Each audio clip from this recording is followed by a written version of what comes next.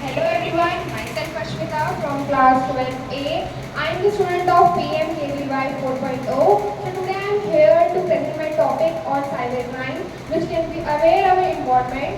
So let's start. So today we talk about some contents about it, like what is cybercrime, types of cybercrime, categories of cybercrime, prevention from cybercrime, and helpline for cybercrime. So what is cyber crime? अगर मैं cyber crime को दो टुकड़ों में divide करूँ, जैसे cyber plus crime, तो आप इसको समझ सकते हो कि साइबर प्लस क्राइम मतलब कोई ऐसा गुनाह हो रहा है जो by the help of computer या फिर नेटवर्क इंटरनेट के थ्रू क्राइम्स हो रहे हैं। ठीक है, तो हम इसकी डेफिनेशन पढ़ लेते हैं ताकि क्लियर एंड क्रिस्टल हो जाए। तो cyber crime refers to the criminal activities carried out by the means of computers of the internet. जो भी आपका क्राइम हो रहा है बिकॉज ऑफ द इंटरनेट हो रहा है, ठीक है। This broad category of crime encompass a wide range of illicit activities that are conducted online or through the use of computer technology. Technology की वजह से हमारे वहाँ पर साइबर क्राइम हो रहा है जो हमारे एनवायरनमेंट को इस तरीके से हानि पहुँचा रहा है। आगे हम करते हैं what is the types of cyber crime. So let's talk about it. तो पहला है हमारा हैकिंग। ठीक है, हैकिंग का मतलब सिंपल है कि कोई भी इलीगल एक्टिविटी हो रही है और वो भी कंप्यूटर सिस्टम के थ्रू हो रही है। तो यहाँ पर क्या होता है कि कंप्यूटर में हैकिंग की डेफिनेशन बताते हैं कि हैकिंग का सिंपल मीनिंग ऑफ टर्म ये है कि इलीगल इंट्रूजन हो रहा है और कोई भी ऐसी अनऑथराइज्ड एक्सेस टू और control over a computer system and computer network. In many organizations they have to check their security protection.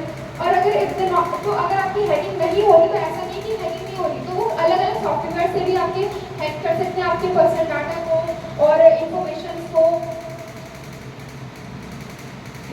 Next है हमारा फिशिंग। फिशिंग में क्या होता है कि आपको कोई एक कम्युनिकेशन करते हैं कोई भी सामने वाला पर्सन जो आपका क्या करता है, सारी इंफॉर्मेशन, सेंसिटिव इंफॉर्मेशन, आपका सारा डाटा सब कलेक्ट करता है और उससे आपको फिर उसको आपको ब्लैकमेल करना लग सकता है। ठीक है, आगे नेक्स्ट इज मालवेयर। मालवेयर का एक ब्रॉड टर्म है जो आपका हार्मफुल प्रोग्राम्स होते हैं, जैसे वायरसेस जाते हैं आपके कंप्यूटर में, ट्रांसफरवेयर होता है, ट्रॉजन्स होता है, स्पाईवेयर होता है। ये जो प्रोग्राम है वो आपके डैमेज कर देते हैं और आपका डाटा जो होता है वो स्टील कर देते हैं और ये लोगों को हैक कर, जो भी हैकर्स होते हैं उनको हैकिंग करने में आसानी रहती है।